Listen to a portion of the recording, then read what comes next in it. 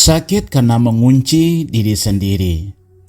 Dikisahkan seorang wanita mengalami mimpi aneh, di mana dia melihat banyak orang terkurung dalam sebuah rumah gelap dengan kunci berkarat di pintu yang memohon untuk dikeluarkan. Suara dalam rumah berteriak, "Tolong, tolong, tolong kami dikeluarkan, tolong, tolong, kami tidak tahan lagi." Mendengar jeritan minta tolong itu, ternyata tidak menyentuh hati wanita itu untuk membuka pintu rumahnya. Ketika wanita itu bangun pagi dari mimpinya, dadanya terasa sesak dan sakit. Seiring berlalunya waktu, wanita itu pun jatuh sakit karena sakit dada. Sering merasa cemas serta gelisah dengan sendirinya. Kemudian ia mendengar bahwa ada seorang tabib tua yang tinggal di pelosok desa yang memiliki kemampuan untuk menyembuhkan penyakit-penyakit yang aneh. Jadi wanita itu pun memutuskan untuk melakukan perjalanan jauh mengunjungi tabib tua itu dengan harapan agar bisa cepat sembuh. Saat sampai di sana, tabib tua itu dapat mengetahui langsung jenis penyakit yang dialami wanita itu, dan tabib tua itu berkata, "Sakit dada ini tidaklah sulit. Saya akan memberimu sebuah kunci emas. Gantungkan kunci itu di dadamu dan ingat gunakan kunci itu untuk membuka pintu rumah gelap itu saat engkau bermimpi yang sama. Saat pintu itu terbuka, maka orang-orang yang ada di dalamnya akan keluar dari rumah gelap itu dan secara otomatis penyakitmu akan hilang." Mendengar nasihat dari tabib tua itu, si wanita mengucapkan terima kasih dan memohon izin untuk pulang kembali ke rumahnya dengan membawa kunci emas itu di dadanya. Dan benar, mimpi yang sama terjadi lagi beberapa hari kemudian. Kali ini ia mendekat untuk melihat ke dalam rumah gelap itu dan menemukan orang-orang di dalam sana.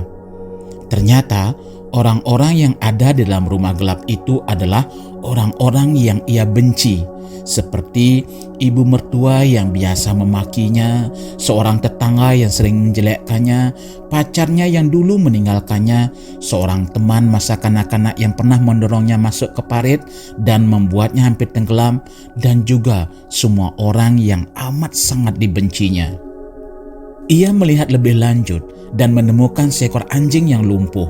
Ia teringat akan anjing itu yang biasanya mengejar dan berusaha menggigitnya dalam perjalanan ke sekolah waktu dia masih anak-anak.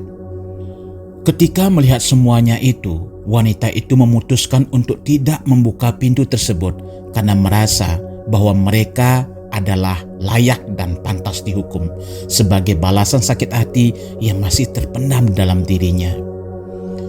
Ia tidak jadi menggunakan kunci emas miliknya, meskipun mereka semua memohon sambil menangis-nangis minta tolong. 6 bulan berlalu, namun penyakitnya semakin memburuk. Akhirnya ia pergi mengunjungi tabib tua itu lagi. Tabib tua itu berkata, "Engkau hanya mempunyai satu kesempatan lagi.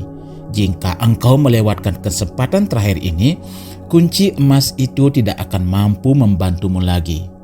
Apakah engkau tetap ingin memelihara kebencian itu dalam dirimu dan membuatmu sakit? Atau memaafkan mereka yang membuatmu menjadi tenang dan sakit menjadi hilang? Semua itu adalah pilihanmu. Nanti malam engkau akan mengalami mimpi yang sama lagi. Memaafkan bukan karena mereka pantas diampuni, tapi karena kamu pantas mendapatkan kedamaian. Ketika kamu memaafkan seseorang, Tuhan akan membuatmu melupakan kesalahan orang tersebut. Ketahuilah, saat engkau memaafkan orang lain, berarti engkau telah memulihkan hati 2 orang sekaligus. Hati dia yang berbuat salah dan hatimu yang ikhlas menerimanya.